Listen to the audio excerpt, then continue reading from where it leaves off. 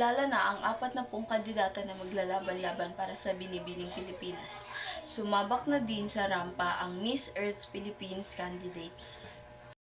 Nagbabalik din sa Binibining Pilipinas pageant ang nagwaging Best Evening Gowns at top 11 finalists na si Tricia Martinez.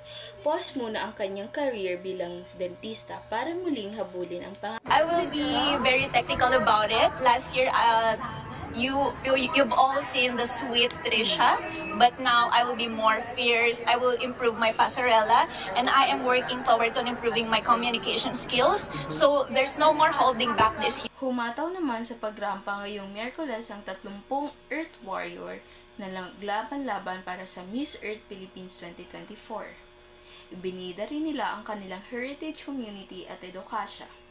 Nakilala ang ilan sa early favorites na nagwagi bilang Darling of the Press na sina Arya Patricia Manaluan ng Batangas City, Jason Andres ng Phil Community sa Rome, Italy at Gwen Emperor ng Upon, Misamis, or iba-iba man ang pageant, iisa naman ang pakay ng Pilipinas Beauty na maibida ang Pilipinas at maisulong ang pagbabago. Sipin mong gana, nagbabalita.